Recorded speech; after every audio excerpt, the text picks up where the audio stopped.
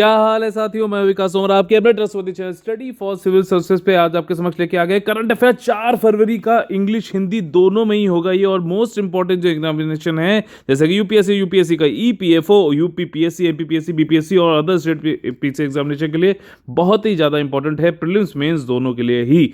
तो आगे बढ़ने से पहले आप लोग को बता देते हैं कि आज के कौन कौन से टॉपिक्स हम लोग पढ़ने वाले हैं। देखिए, मित्र स्कीम है। मित्र स्कीम ये टेक्सटाइल से है रिलेटेड, जितना ध्यान रखिएगा। हो सकता है डायरेक्टली क्वेश्चन पूछ ले। एशियन इंडिया हैकाथॉन क्या है, इससे रिलेटेड पूरी न्यूज जानेंगे। इंडिया का नेशनल ट्रैवल फेस्टिवल आदि महोत्सव अभी न्यूज में है। क्या मतलब है इसका? मतलब आप लोग को क्या चीजें पढ़नी चाहिए, क्या चीज पूछेगा, सारी चीजें उसमें बताएंगे। असंगठित कामगारों से संबंधित सूचनाएं एकत्रित करने के लिए विशेष पोर्टल बनाया गया है, यानी कि अनऑर्गेनाइज लेबर वर्कफोर्स के लिए। ये ईपीएफओ के लिए इंपॉर्टेंट टॉपिक है। रिपोर्ट एक नई आई है, एजिंग ऑफ डैम्स, मतलब जो डैम्स हैं आपके, उनकी क्या एज हो रही है, क्या रिपोर्ट बता रहा है, ये सब जानेंगे इसमें। हांगकांग निवासियों के लिए एक विशेष ब्रिटिश वीजा योजना लाई गई है। ठीक, ये बहुत ज़्यादा इंपॉर्टेंट है, इसको आप लोग जरूर देखिएगा। ठीक, आगे बढ़ने से पहले आप लोगों को एक बार देना चाहते हैं कि कंप्लीट पेड को वहाँ चला यूपीएससी 2021 का और ईपीएफओ 2020 का। कंप्लीट क्यों है? क्योंकि इसमें टेस्ट सीरीज है, हिंदी इंग्लिश दोनों में ही, और उसमें आपका होता है सेक्शनल टेस्ट, आपका होता है आपका फुल लेंथ टेस्ट, और ईपीएफओ वाले में तो वीकली टेस्ट भी होता है। इसके अलावा आप लोग को एमसीक्यू हज़ारों दिए जाते हैं आपको प्रैक्टिस करने के लिए। साथ ही साथ जो है पूरे वीडियोज़ आप लोग के लिए अवेलेबल हैं, पूरा स्टडी मटेरियल पीडीएफ सब कुछ आपको मिलेगा। इसके अलावा और कुछ कभी जाके देखने की जरूरत नहीं है। और साथ ही साथ एक डेडिकेटेड डिस्कशन ग्रुप है, जिसमें कि आप लोग कुछ भी डाउट, पर्सनल गाइडेंस सब कुछ जो है वहाँ पे आप पा सकते हैं 1-to-1। ठीक, तो अगर आप लोग को ज्वाइन करना है तो 8564880530 और 9696066089 पे कॉल करके आप लोग एडमिशन ले सकते हैं। देखिए, आज का जो टुडे इंपॉर्टेंट डे है वो क्या है? विश्व कैंसर दिवस। ठीक, एक संस्था है हिंदुस्तान में, नाको। ठीक, नाको चने चबा देंगे वाली बात है। तो नाको का फुल फॉर्म आप लोगों को बताना है, कमेंट जरूर करना है, क्योंकि कमेंट जो करता है वो बहुत ही ज़्यादा आगे जाने की जो है दृढ़ निश्चय करता है। देखिए, mega investment textile park scheme, MITRA scheme किससे संबंधित है? टेक्सटाइल पार्क से संबंधित है। पार्क का क्या मतलब है? कई सारे, एक एरिया पूरा पार्क बना दिया डेडिकेटेड, इसमें टेक्सटाइल की इंडस्ट्रीज लगेंगी। ठीक, अब इसको जो है अब भारतीय जो है अभी केंद्रीय जो बजट आया था 2021-22 में, इसमें मेगा की एक योजना का प्रस्ताव दिया गया है। इसमें क्या होगा? इस एरिया में कई सारे टेक्सटाइल वाली इंडस्ट्री लगेंगी, और ये प्लग एंड प्ले वाली होंगी। जैसे कि आप घर पे कोई मान लीजिए लैपटॉप लाते हो या फिर मोबाइल लाते हो, तो क्या है, सीधे उसको प्लग में लगाया और प्ले कर दिया। तो उसी तरीके से यहाँ पे कुछ नहीं लाना है आपको, बस यहाँ पे आके सारी चीज़ें प्रोवाइड करी जाएंगी। इसका मतलब क्या है, खाली बता रहा हूँ मेटाफोरिकल मीनिंग। आपको बस आके यहाँ पे बस एक निश्चय आइडिया मतलब को उतारना है। सारी चीज़ें, इलेक्ट्रिसिटी, मटेरियल सब कुछ आपको मिलेगा, बस प्लग एंड प्ले करिए आके। ठीक, आपको टेक्सटाइल का पार्क लगाना है यहाँ पर। और ये इंडिया में जो प्रोडक्शन लिंक्ड इंसेंटिव स्कीम चल रही है पीएलआई, उसके अलग से है, एडिशन में है। ठीक, तो ध्यान रखना, उसके अलग से है ये। और 3 वर्षों के साथ साथ में 3 वर्षों में इसमें जो है 7 मित्र इस मतलब जो है पार्क बनाने की इसमें पहल करी गई। इसके अलावा एसआईटीपी जो है आपका एक बी स्कीम है, जिसमें 22 ऑलरेडी टेक्सटाइल पार्क्स बनाए जा चुके हैं। ठीक, अब देखो चाइना से क्या हो रहा है, पीछे बैकग्राउंड समझ लो। चाइना से लोग जो है टेक्सटाइल के, कॉटन के, अब लोग जो है बाहर जा रही हैं कंपनीज, और ये नए जो है चीप लेबर और इस तरीके की ढूंढ रहे हैं एवेन्यूज। बड़े बड़े जो मेगा नेशनल कंपनीज हैं जैसे कि बांग्लादेश और वियतनाम, इन्होंने काफ़ी जो है अब मार्केट वैसे पकड़ लिया है। लेकिन इंडिया भी पीछे नहीं है, इंडिया भी इस तरीके से कर रही है, और वो दिखाना चाहती है कि हम गुड्स अच्छे से अच्छे टेक्सटाइल कर सकते हैं। मैन्युफैक्चरिंग पे जोर है, मैन्युफैक्चरिंग जोर होता है तो एम्प्लॉयमेंट पे भी जोर होता है। ये सारी बात है इसमें। ठीक, और इसमें आत्मनिर्भरता आपका जो है, और इन्वेस्टमेंट यानी कि निवेश आए, ये सारी चीज़ों के मद्देनज़र इस स्कीम को लाया गया है। अब समझ लेते हैं इसकी कुछ कुछ जो फैक्ट्स हैं, ताकि आप लोगों को जो कॉन्सेप्ट समझ में आ गया। अब फैक्ट यहाँ पे मैं आपको कराया था ताकि आपको एकदम याद हो जाता है ये चीज़। ठीक, 3 वर्षों में 7 टेक्सटाइल पार्क स्थापित करना है। ये वस्त्र उद्योग के लिए एक निर्णायक कदम है। साथ ही साथ जो है इसमें ग्लोबल कम्पिटिटिव बनाना है, उच्च स्तरीय निवेश होगा, आकर्षित करने, रोजगार का सर्जन होगा, निर्यात को बढ़ावा मिलेगा, एक्सपोर्ट, इन्वेस्टमेंट और ये सारी चीज़ें हैं। ये प्लग एंड प्ले फैसिलिटी यहाँ पे होगी। आइए तुरंत बनाइए, सारी चीज़ें आपको वहीं मिल जाएंगी। ये पीएलआई स्कीम के अलग से है। पीएलआई स्कीम में कौन कौन से सेक्टर्स हैं, इसको जो आप लोग ने पहले लिखा था जिन लोगों ने छूट गया था एक बार फिर से उसको प्रैक्टिस कर सकते हैं, सेक्टर्स पूछ सकता है और उसकी कौन सी मिनिस्ट्री उसको नोडल एजेंसी जो कि उसको कार्यान्वित कर रही है। ठीक, इंडिया में अभी तक जो है SITP जो स्कीम है, scheme for integrated textile park, इसमें 22 जो टेक्सटाइल पार्क है ऑलरेडी इस्टेब्लिश हो चुके हैं। SITP जो ये स्कीम है ये 10वें 5 ईयर प्लान 2005 में लाया गया था। PLI स्कीम क्या है, अप्रैल 2020 में आई है, लार्ज स्केल इलेक्ट्रॉनिक मैन्युफैक्चरिंग से संबंधित है मेनली, लेकिन नॉट एक्सक्लूसिवली इसी से संबंधित है, और भी कई सारे सेक्टर। आउटकम आउटपुट ओरिएंटेड है, मैन्युफैक्चरिंग को बढ़ाना है, गुड्स को बढ़ाना है और आपका जो है रोजगार को उत्सर्जन करना है, सर्जन करना है। ठीक है उत्सर्जन तो एमिशन हो गया। The scheme will give cash incentive, कौन सी PLI स्कीम, 5 से 7 साल के लिए, और इसमें कई सारे जो सेक्टर्स है वो क्या है, ऑटोमोबाइल, नेटवर्किंग प्रोडक्ट यानी IT वाले, रूटर, ये सब, food processing, advanced chemistry, solar PV manufacturing, ये इलेक्ट्रिक व्हीकल के लिए बहुत ज़्यादा इंपॉर्टेंट होने वाला है। ठीक, और साथ ही साथ सोलर पावर के लिए भी। ये टेक्सटाइल, ये मेगा इन्वेस्टमेंट टेक्सटाइल पार्क है, ये ग्लोबल कम्पिटिटिव बनाना है, अट्रैक्ट लार्ज इन्वेस्टमेंट, खूब ज़्यादा निवेश है, boost employment generation and export. इसके मेन फीचर यही है कि प्लग एंड प्ले के थ्रू करना है, साथ जो है टेक्सटाइल पार्क 3 साल में बनाने हैं। अगला जो हमारा टॉपिक है वो है एशियान इंडिया हैकाथॉन। इसको सबसे पहले किसने चालू किया, ये मिनिस्ट्री ऑफ एजुकेशन ने चालू किया है। ठीक, हैकाथॉन जो है एक तरीके से ये एक तरीके मतलब 2 वर्डों को जोड़ के बनाया गया कि हैकिंग वाला वो नहीं है कि वो कर रहे हैं आपका। ठीक, ये मतलब आप समझ लो कि कंप्यूटर के जरिए, सॉफ्टवेयर के जरिए जो हमारे यहाँ प्रॉब्लम्स चल रही हैं उनका समाधान ढूंढना है। बच्चे जो है आते हैं एक बड़े नवाचार को यूज़ करते हुए, क्रिएटिव इनोवेटिव जो है सोल्यूशन देते हैं, और आपका जो है ये पूरा मैराथन की तरह है। ठीक, तो ये चीज़ें अब इंडिया और एशिया के बीच में हो रहा है, तो ब्लू इकोनॉमी और एक और चीज़ है उसके मद्देनज़र इस पर जो है बात हुई है, इस पर सोल्यूशन ढूंढने की जो है कवायद की गई थी। ठीक, 1 से 3 फरवरी तक, इसमें देखिए ब्लू इकोनॉमी और दूसरा एजुकेशन है। ठीक, तो ये जो है निशंक जी ने चालू किया है, और निशंक जी ने 10th और 12th की जो है डेट शीट भी निकाल दी है एग्जामिनेशन की। तो आप लोग जो लोग 10th 12th के बच्चे हैं आपके घर में उनको जरा बता दीजिएगा कि पढ़ लो भैया। ठीक, एशियान इंडिया हैकाथॉन जो है ये प्रधानमंत्री नरेंद्र मोदी जी ने आह्वान पर शिक्षा मंत्रालय की एक पहल है। ठीक, किस मंत्रालय की, शिक्षा मंत्रालय। 10 एशियान देशों में भारत का बड़ा अच्छा घनिष्ठ रिश्ता है और विज्ञान, शिक्षा, इन सब से उसको और बढ़ाने की बात करी गई है, जा रही है इसके थ्रू भी। और इसमें देखिए यही है, कल्चरल टाइज को बढ़ावा होती है 1 से 3 फरवरी तक, और 4 फरवरी को जो है इसमें प्राइज़ भी मिलता है बच्चों को। ठीक है, और इसमें क्या है, यूनिक अपॉर्चुनिटी है इंडिया और एशियन कंट्रीज़ का कि जो है कॉमन आइडेंटिफाइड चैलेंजेस जो है, ठीक, उनका सोल्यूशन ढूंढते हैं, जैसे मैंने कि आपको पहले बताया। ब्लू इकोनॉमी क्या है, एक डुंटेर पॉली हैं कि नहीं ये नहीं अभी पता है। तो ये कहते हैं कि 10 साल और 100 मिलियन जॉब्स, इस तरीके से इनकी एक वो है पूरी टैगलाइन है। ठीक है, ब्लू इकोनॉमी मतलब कि मैरीन वरीन के जरिए जो है बहुत ज़्यादा अच्छे से कर सकते हैं, एम्प्लॉयमेंट का जनरेशन कर सकते हो, इकोनॉमी, आर्थिक, सोशल अपलिफ्टमेंट, ये सब कुछ है। भारत एशियान के जो संबंध है काफ़ी अच्छे हैं, मान्यताओं, धर्मों, संस्कृति, इन सब पे है। बड़ा लोकतांत्रिक है भारत देश और जनसांख्यिकी देश भी है, और ये मतलब एक नैतिक इसकी उत्तरदायित्व है कि आसियान समुदाय का नेतृत्व करे। मतलब खुद से ही ये चीज़ बोल दी है, बड़ी अच्छी बात है। India has been extending support, Asian country को सपोर्ट कर रहा कोविड वैक्सीन के लिए। देखिए vaccine capital of the world तो इंडिया ही है। ठीक, जैसे generic capital of the world किसे बोलते हैं, इंडिया को ही बोलते हैं। इंडिया में जो है कुछ यूनिवर्सिटी जहाँ पे एशियन के बच्चे आके पढ़ते हैं। ठीक, जैसे कि IIT दिल्ली, तेजपुर यूनिवर्सिटी, और इसी तरीके से 1000 एशियन PhD फेलोशिप भी दिए जा रही हैं एशियन सिटीजन्स को। ठीक, एशियन कंट्री कौन कौन सी है मैंने आप लोगों को पहले भी बताया था, CLMVT। ठीक, CLMVT IB, तो इसमें कौन कौन से हैं, कंबोडिया, लाओस में आपका, मलेशिया, वियतनाम, थाईलैंड। IB से इंडोनेशिया, और उसका हो गया ब्रुनेई दारुसलम, और कौन सा बचा, फिलीपींस बचा। ठीक, फिलीपींस हो गया, और सिंगापुर हो गया। ठीक, IBPS हो गया। तो इस तरीके से आप इसको याद कर सकते हैं, 1 2 3 4 5 6 7 8 9, एक बचा है, और मलेशिया, म्यांमार हो गया, सॉरी, IBPS M कर सकते हो इसे।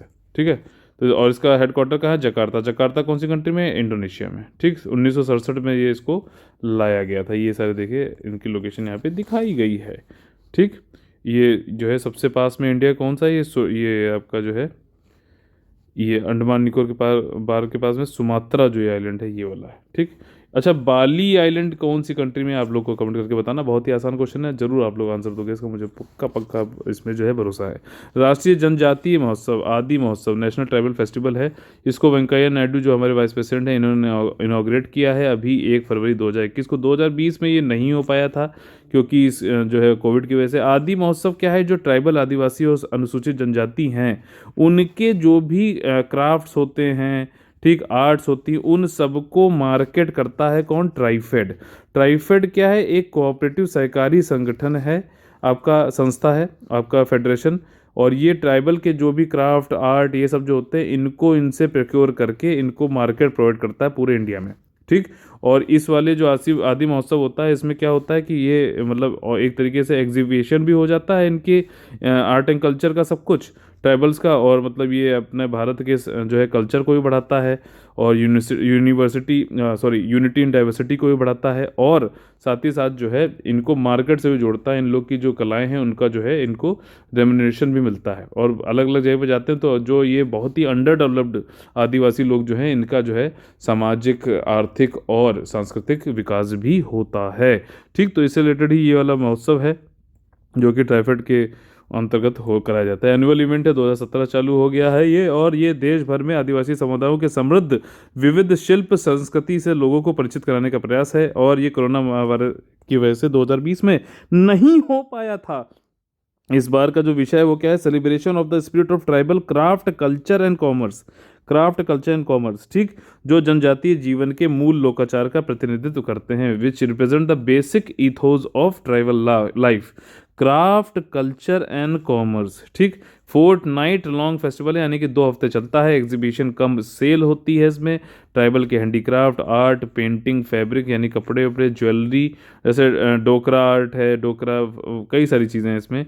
1000 ट्राइबल आर्टिस्ट आए हैं पूरे देश से और इस फेस्टिवल में पार्टिसिपेट कर रहे हैं।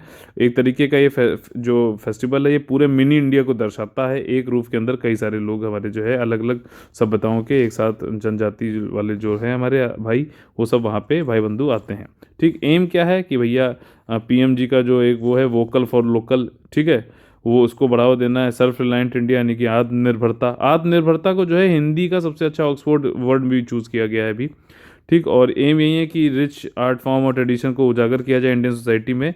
जो ये डिसएडवांटेज सेक्शन है आपके आदिवासियों वाले, इनको जो है मेन स्ट्रीम में लाया किया जाए, मतलब मुख्य धारा में लाया जाए, ठीक। ट्राइफेड क्या है? 1987 में आया है ये। और ये एक स्टैच्यूटरी बॉडी यानी कि सांविधिक निकाय है। Multi state cooperative society act होता है। अच्छा, कोऑपरेटिव जो है भारतीय संविधान में कौन से संशोधन के, अरे मैं लिखना ही वाला था, सॉरी, कौन से संशोधन के अंतर्गत लाया गया और कौन से आर्टिकल के अंतर्गत इसमें संशोधन करके इसको जोड़ा गया है, ठीक। इस सिंपल सा क्वेश्चन है लेकिन आप लोग जरूर आंसर देंगे क्योंकि आंसर देना ही आपके लिए बहुत अच्छा है, आपकी दिमाग की एक्सरसाइज है, ठीक। ऑब्जेक्टिव क्या है इसका? यही सोशो इकोनॉमिक मतलब सामाजिक आर्थिक विकास करना है ट्राइबल पीपल का कंट्री में, और उनको मार्केट प्रोवाइड करना है इनके प्रोडक्ट्स के लिए, और इनकी जो आजीविका है उसको अच्छे से अच्छे करते हुए इनका डेवलपमेंट करना है, सशक्तिकरण करना है, ठीक। अब असंगठित कामगार जो है यानी कि अनऑर्गेनाइज लेबर फोर्स जो है, उनको ये लोग कहाँ पर हैं, कि किस उसमें काम कर रहे हैं, इनके जो भी जो गवर्नमेंट की पॉलिसीज़ हैं हेल्थ की और जो भी स्कीम्स हैं वो सब इन तक पहुँचे, इसके लिए इन्होंने एक पोर्टल बनाया है। उस पोर्टल पे वेबसाइट है, मतलब एक तरीके से उस पोर्टल पे जाके माइग्रेंट वर्कर जो है सब अपने अनऑर्गेनाइज लेबर फोर्स जो है वो जाके वहाँ पे अपने आप को दर्ज कराएंगे, रजिस्ट्रेशन कराएंगे, पंजीकरण कराएंगे, और फिर उनको पता चलेगा कि हाँ इस देश के किस कोने में कौन कौन कहाँ पर कहाँ से आया हुआ है। उसके हिसाब से हमें जो है वन नेशन वन राशन वाला स्कीम हम करेंगे, हेल्थ केयर वाला हो गया, ठीक। 1 IP 2 डिस्पेंसरी वाली आप लोगों ने स्कीम पढ़ी होगी, ESIC की है, ठीक। ESIC कहाँ लागू होता है? 20 या फिर उससे ज़्यादा जहाँ पे भी जो है कामगार हैं उनके वहाँ पे होता है, ठीक है। तो ये सारी चीज़ें हैं और जैसे जैसे डेटा इसमें आता रहेगा बेहतर से बेहतर उनको जो है अब भारत की जो स्कीम्स हैं गवर्नमेंट सोशल सिक्योरिटी स्कीम वो सब भी उनको प्रोवाइड की जाएंगी, ठीक। तो EPFO के लिए भी काफ़ी इंपॉर्टेंट है ये वाला, जरूर देख लीजिए। इसको जो है बजट में ये बताया गया था। और 1 नेशन 1 राशन कार्ड की बात करी गई। लेबर कोड को जो है मैं इसके पे पूरा वीडियो दे चुका हूँ, आप लोग देख सकते हैं ओनली करंट अफेयर वाले चैनल पे हमारे। लेबर कोड से रिलेटेड पूरी जो है 4 वीडियो दिए हुए हैं, ठीक। और इसमें इंफॉर्मेशन अनऑर्गेनाइज वर्कर का यहाँ पे लिया जाएगा। 1 नेशन 1 राशन कार्ड वही है कि मान लीजिए यूपी का बंदा चला गया महाराष्ट्र में काम करने, ठीक, तो यहाँ पे जो उसका राशन है मान लीजिए 5 किलो है, ठीक, तो जहाँ पे वो गया है वहाँ पे भी उसको मतलब ऐसा नहीं कि यूपी से बाहर चला गया तो उसको राशन ही ना मिले। तो one nation one ration card है, तो उसी राशन कार्ड पे इसको महाराष्ट्र में भी कुछ मान लीजिए इसने 2.5 किलो निकाल लिया, कुछ जो भी इसको मिल रहा था गल्ला जो भी है, ठीक, और जो है इसकी फैमिली को भी यहाँ पे 2.5 किलो कर लिया। मतलब ऐसा नहीं कि यहाँ पे इन्होंने जो है निकाल लिया तो इनको यहाँ पे नहीं निकाल सकते, दोनों जगह निकाल सकते हैं, लेकिन ये 5 किलो मतलब जो भी निर्धारित सीमा है उसके ऊपर नहीं आ सकता है, ठीक। पार्शियल क्लेम जो है खुद कर सकते हैं और पार्शियल जो है फैमिली कर सकता है अपने रेस्ट जहाँ पे भी रह रही है, एनीवेयर इन द कंट्री आप कर सकते हो। और ये 32 स्टेट में चालू हो चुका है, 86% करीबन जो है आपके बेनिफिशियरी कवर्ड हो गए हैं, ठीक। और इसमें पोर्टल जो है आपका अनऑर्गेनाइज लेबर फोर्स वाला जिसकी अभी बात करी गई बजट में, इसमें यही है कि रेलेवेंट इन्फॉर्मेशन इनके इस पोर्टल के द्वारा जो है निकाला जाएगा। भवन निर्माण एवं निर्माण कामगारों इत्यादियों से संबंधित सूचनाओं को एकत्रित करने के लिए प्रतिबद्ध है, ठीक। This also help formulate health housing skill Kaushal insurance बीमा क्रेडिट यानी कि ऋण और फूड स्कीम जो है माइग्रेंट वर्कर्स तक पहुँचे, ये वाली बात है, ये इसी पोर्टल के द्वारा ही करा लेंगे। इम्प्लीमेंटेशन ऑफ लेबर कोड भी करने की पूरी इन्होंने सोशल सिक्योरिटी स्कीम जो है उनको पहुंचाया जाएगा गिग और प्लेटफॉर्म वर्कर्स पे। अच्छा, ये मैंने जो है अपना जो ईपीएफओ वाली जो सीरीज़ है उसमें पूरा बताया है लेबर कोड के जो करंट अफेयर वाली है कि गिग वर्कर क्या होते हैं, प्लेटफॉर्म वर्कर क्या होते हैं। अगर जिसने से देखा तो और ये वीडियो देखना तो जरूर उसको बताइए, और जो लोग नहीं भी देख रहे हैं इसको जरूर बताइए। गिग इकोनॉमी में तो यूपीएससी ने इस बार मेंस में क्वेश्चन पूछा था, हो सकता है इसको प्रीलिम्स में पूछ ले। इन दोनों में डिफरेंस पूछ सकता है, डेफिनेशन पूछ दे एक दोनों स्टेटमेंट में और पूछे बताइए सही है कि गलत है, ठीक। तो इसको जरूर बताइएगा गिग वर्कर और प्लेटफॉर्म वर्कर, ठीक। प्लेटफॉर्म से चलो छोड़ो, अब बताओ आप लोग। प्लेटफॉर्म मतलब ऑनलाइन प्लेटफॉर्म से संबंधित है, थोड़ा बहुत हिंट दे रहा हूँ बस ताकि आप लोग मतलब जाग जाएं और कमेंट जरूर करें। कवरेज जो ईएसआईसी का ही होगा जिसके एक्सटेंड किया जाएगा ये लेबर कोड को पूरा करने के लिए। और women will be allowed to work, सारी कैटेगरी में वर्क कर सकती हैं, नाइट को भी कर सकती हैं लेकिन प्रोटेक्शन दिया जाएगा। और साथ ही साथ सिंगल रजिस्ट्रेशन और ये सारी चीज़ें कंप्लायंस बर्डन एम्प्लॉय का कम किया जाएगा, ठीक। यही सारी चीज़ें इसमें भी लिखी हुई हैं यहाँ पर, ठीक। अगला जो हमारा टॉपिक है वो क्या है कि रिपोर्ट दी आई है एक जो हमारे पुराने बांध हैं उनसे संबंधित। ये रिपोर्ट बाहर इंडिया के बाहर से लाई गई, कई सारी जगहों पे इंडिया की भी उसमें जोड़ा गया है कि क्या चल रहा है। भारत के पुराने बांध जिनमें से कई 2025 में 50 वर्ष से अधिक पुराने हो जाएंगे, तटों के किनारे नीचे की ओर रहने वाले लाखों नागरिकों को जोखिम में डाल दिया जाएगा, ठीक। डैम आपको पता है कि पानी वानी रोकने के लिए किया जाता है, इससे बिजली बनाते हैं, इससे हम इरीगेशन करते हैं, ठीक, सिंचाई विचाई के लिए यूज़ करते हैं और इससे जो है फ्लडिंग वडिंग को भी रोका जाता है। लेकिन अब ये 50-50 साल के हो गए हैं और हैं तो सीमेंट और इन सब के ही बने हुए, तो काफ़ी जो है एज के साथ में ये खतरा भी है भाई, एकदम पानी हो जाए, निकल जाए, टूट जाए, कुछ हो जाए। तो जो लोग डाउन स्ट्रीम में रह रहे हैं मतलब रिवर के उसमें, तो ये इसमें काफ़ी यहाँ पे वो हो सकती है, जैसे कि 2013 में उत्तराखंड में आप लोगों ने देखा था ना, डेल्यूज आया था बहुत भयंकर, बादल उदल फटने की वजह से और सब, वैसे ही हो सकता है ये यहाँ पर भी, ठीक। ये रिपोर्ट का नाम क्या है समझिए, एजिंग वाटर इंफ्रास्ट्रक्चर, ठीक, an emerging global risk and compiled, ये इसका नाम क्या है, ageing water infrastructure and emerging global risk, ठीक। इस रिपोर्ट को तैयार किसने किया, United nation university Canadian based institute water environment and health ने। ये एनालिसिस ने कहाँ पे की है, USA, France, Canada, India, Japan, Zambia और जिम्बाब्वे। इसमें इसने बताया कि दुनिया में 55% से ज़्यादा वर्ल्ड के जो हैं डैम है वो तो 4 एशियन कंट्रीज़ में ही हैं, China, India, Japan, south Korea, और मेजॉरिटी जो है वो 50 साल के ऊपर होने वाले हैं। रिपोर्ट जो इंडिया के डैम्स में इसमें आई है कि इंडिया में दुनिया के जो लार्ज डैम्स हैं वो 3rd नंबर पर इंडिया में ही है, ठीक। और इसमें से ओवर जो है 5200 लार्ज डैम है इंडिया में, जिसमें कि 1100 करीब तो 50 साल के ऊपर हो चुके हैं और कुछ तो 120 साल से ऊपर भी हैं। मल्लापुरम वाला जो है ना कावेरी रिवर पे, वो उसको इसका एक वो एग्जांपल हो सकता है। इसमें ये डैम की जो है नंबर ऑफ सच डैम की इंक्रीज भी होते आ रहे हैं, 2050 तक 4400 हो जाएंगे, अभी 1100 है, समझ रहे हो।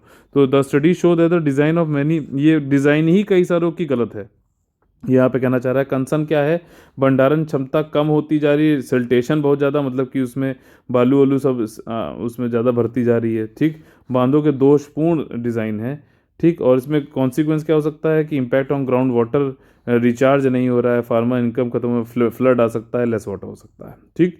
तो ये एक छोटा सा है, प्रीलिम्स और मेंस दोनों के लिए इंपॉर्टेंट हो सकता है। हांगकांग निवासियों के लिए ब्रिटिश ने वीज़ा योजना निकाली है। अब एक बात समझना, 1997 तक हांगकांग जो था वो ब्रिटिश की कॉलोनी था, जैसे कि भारत जो है ब्रिटिश की कॉलोनी था 1947 तक, ये 97 तक रहा है, सुनना ठीक। अब इस पे इन्होंने क्या किया, ब्रिटिश को, अब जब से ब्रेक्सिट हुआ है तब से उनको भी कुछ पैसे वैसे की ज़रूरत है, और हांगकांग के साथ में इनके पहले से ही काफ़ी अच्छे रिश्ते रहे हैं। हालांकि 1997 में इन्होंने चाइना को छोड़ दिया। चाइना भी क्या बात करता है, one nation one country two system की बात करता है। ठीक, क्योंकि चाइना खुद जो है पॉलिटिकली तो कम्युनिस्ट है, यानी साम्यवादी है, लेकिन हांगकांग में डेमोक्रेसी की बात करता है, इसलिए कहता है वन कंट्री टू सिस्टम। मतलब वो हांगकांग को खुद का ही हिस्सा मानता है। हालांकि हांगकांग जो है कुछ अभी विगत वर्षों में अम्ब्रेला रेवोल्यूशन, आप लोगों ने नाम सुना होगा न्यूज़पेपर में, उसके अंतर्गत क्या है, वो डिमांड कर रहा है डेमोक्रेसी, प्रो डेमोक्रेसी डिमांड्स कर रहे हैं। काफ़ी जो है आंदोलन चल रहा है। ठीक, इसमें देखो हांगकांग में दिक्कत क्या है, डेमोक्रेसी तो है, लेकिन वहाँ पे कौन चुनाव लड़ेगा वो चाइना बताता है। ठीक, तो उन्हीं जो जो ये पिट्ठू हैं चाइना के, वो लोग बता, मतलब जो कौन कौन खड़ा हो रहा है चुनाव में, वो चाइना ही अगर डिसाइड कर रहा है, तो फिर तो वो चाइना के ही हुए ना लोग। तो डेमोक्रेसी तो है ही नहीं, तो इसी से विरोध में हो रहा है। और चाइना वैसे भी थोड़ा सा हांगकांग वाले को जो है खाली यूज़ करता है, दुनिया का पूरा इन्वेस्टमेंट हांगकांग के थ्रू आता है। ठीक, और इसलिए जो है उसको खाली यूज़ करने के लिए यूज़ करता है, वहाँ के लोगों को बेनिफिट नहीं पहुँच रहा है। ठीक है।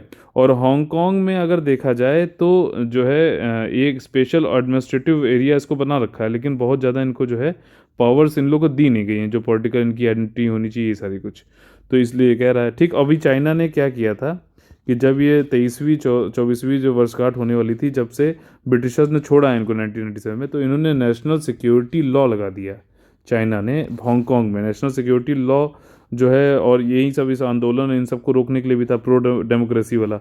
अच्छा, किसी ने तियानमान स्क्वायर का नाम सुना है, चाइना से रिलेटेड है, जो बताइएगा। ठीक, तो उसने क्या है कि नेशनल सिक्योरिटी लॉ में जाके, उसमें ये होता है कि कोई आंदोलन कर रहा है, कोई सैबोटेज तोड़फोड़ कर रहा है, टेररिज्म कर रहा है, तो उसको लाइफ इम्प्रिजनमेंट भी हो सकता है। तो एक तरीके से मतलब कि रोकने का, और जो है लोगों को चुप कराने का एक मतलब ताकतवर तरीका है, हिंसात्मक तरीका मुझे लग रहा है ये, कि उन लोग को जो है मना किया जाए हांगकांग को। तो अब ये हुआ है कि ब्रिटिशर्स ने तुरंत यहाँ पे देखा है, एक वीज़ा स्कीम लाई है, जिसमें कहा गया है कि हांगकांग के जो सिटीज़न हैं वो BNO नाम से है ये सिटीजनशिप स्कीम, जिसके अंतर्गत जो है ये 5 साल तक पहले वहाँ काम करें, फिर उसके बाद वहाँ पे कुछ घर भर अपना देख लें, सेटलमेंट देखें, और फिर 1 साल के बाद, यानी कि 5+1 6 साल के बाद जो है वहाँ पे एक मतलब रहने का, परमानेंट रहने का भी जुगाड़ कर सकते हैं यूके में। अब इस पे चाइना गुस्सा हो गया, चाइना कहने लगा ये तुम क्या कर रहे हो, और ये हांगकांग कोई अलग से थोड़ा ना वीज़ा लेता है, कोई अलग से कंट्री थोड़ी ना, ये तो हमारी संप्रभुता यानी कि सॉवरेनिटी के ऊपर आप जो है सवालिया निशान कर रहे हो, ये सारी चीज़ें हैं। चाइना वो यही सब करता है, बोलता बोलता रहता है, लेकिन यूके भी कम स्ट्रांग नहीं है। तो यूके ने ये काम कर दिया। यूके को इससे अच्छी खासी कमाई भी है, कई बिलियन डॉलर्स में, ये वीज़ा सिस्टम के जरिए। तो अभी उसको पैसा तो भाई किसको काटता है, ये वाली बात है। ठीक, तो अब इसमें एक कदम के बाद महीने बाद आया है, जब चीन ने पूर्व ब्रिटिश उपनिवेश पर व्यापक राष्ट्रीय सुरक्षा कानून लगाया, यही जो है ना sweeping national security law, pro democracy protest को रोकने के लिए, जो कि 2019 से चले आ रहे हैं। ठीक, जो भी पावर्स हैं। अच्छा, जो ये ब्रिटिश नेशनल ओवरसीज, ये एक BNO जो है, ये इनकी वो है स्पेशल स्टेटस है, जो ब्रिटिश लॉ ने 1987 में बनाया था, जो कि हांगकांग से ही स्पेसिफिकली जो है रिलेटेड है। ये एक स्पेशल वीज़ा स्कीम है हांगकांग के रेजिडेंट के लिए। इसमें क्या होगा, BNO पासपोर्ट मिलेगा, और इमीडिएट डिपेंडेंट जो हैं उन मतलब हांगकांग वाले, या फिर उनके जो डिपेंडेंट यानी बच्चे जो हैं, उनको सिटीजनशिप मिल जाएगी, वो भी तेज़ी से, फास्ट ट्रैक करते हुए। इसमें वहीं है 5 साल, उसके बाद सेटलमेंट देखो, और फिर 12 महीने बाद यानी 1 साल के बाद फिर सिटीजनशिप अप्लाई कर दो यूके की। इसमें जो है 250 पाउंड वीज़ा है, और करीबन 3 लाख लोग होंगे, तो 2.9 बिलियन पाउंड जो है यूके को मिलने की संभावना है। ठीक, यूके ने जब जैसे क्यों अनाउंस किया है, क्योंकि 23rd एनिवर्सरी पे देखा गया यूके का ट्रांसफ़र हुआ था 30 जून आपका 1997 ब्रिटेन से। ठीक, और चाइना ने अपना जो है यहाँ पे नेशनल सिक्योरिटी लॉ बना दिया, और जिसकी वजह से बीजिंग ने अपनी बहुत पावर दिखाई, तो यूके ने भी कहा चलो हम जो है एक तरीके से सपोर्ट कर देते हैं हांगकांग को। ठीक, जो लोग चाहते हैं हमारी सिटीजनशिप ले लें। और वैसे भी यूके में चाहते हैं लोग कि एजिंग सोसाइटी है, मतलब बुढ़ापा वहाँ पे बहुत ज़्यादा बढ़ रहा है, वर्कफोर्स चाहिए। हांगकांग थोड़ा सा यंग है, जैसे हम लोग हैं। ठीक, तो वहाँ पे चीप लेबर और ये सब वाली चीज़ भी है, वहाँ पे जाके वर्कफोर्स तो चाहिए है ना यार देश को चलाने के लिए। तो इस लॉ में क्या है, नेशनल सिक्योरिटी लॉ में, कि लाइफ इम्प्रिजनमेंट मिल सकता है आप अगर तोड़फोड़ कर रहे हो, आतंकवाद कर रहे हो, तोड़फोड़ आतंकवाद विदेशी ताकतों से मिली भगत कर रहे हो, और तो इन सब पे दंडनीय अपराध देगा, चाइना ने बोला है। और बोरिस जॉनसन ने बोला था कि इस जो सिक्योरिटी लॉ चाइना भैया तुम लाए हो, ये ठीक नहीं किया तुमने, और ये तुमने एक तरीके से उल्लंघन किया है कि इसका साइनो ब्रिटिश जॉइंट डिक्लेरेशन का। ठीक। साइनो मतलब चाइना से रिलेटेड होता है ये। साइनो ब्रिटिश जॉइंट डिक्लेरेशन का तुमने उल्लंघन कर दिया है, ऐसा सिक्योरिटी लॉ लाके, नेशनल सिक्योरिटी लॉ लाके। ठीक। तो ये वाली बात है। चाइना ने क्रिटिसाइज़ किया कि ये संप्रभुता का जो है तुम उल्लंघन कर रहे हो, हांगकांग को तुम कैसे अलग से वो दे सकते हो पासपोर्ट, और ये BNO पासपोर्ट क्या मतलब है, ये सीरियसली जो है हमारी गंभीर उल्लंघन है संप्रभुता पे। और ये अनक्लियर है कि हाउएवर दिस कुड डेटर, मतलब हांगकांग वाले तो जाएंगे जाएंगे, यूके बिल्कुल लेंगे वो, क्योंकि वो चाइना बहुत ही बदतमीज़ टाइप का देश है, वो कोई भी वहाँ स्वतंत्रता देता नहीं है, सीधी सी बात है। ठीक। कोई भी अगर उसके खिलाफ बोलता है तो वो तुरंत उसको तियानमान स्क्वायर की तरह जो है नष्ट कर देता है। ठीक। प्रोटेस्ट को बिल्कुल, प्रो डेमोक्रेसी तो चाहता ही नहीं वो।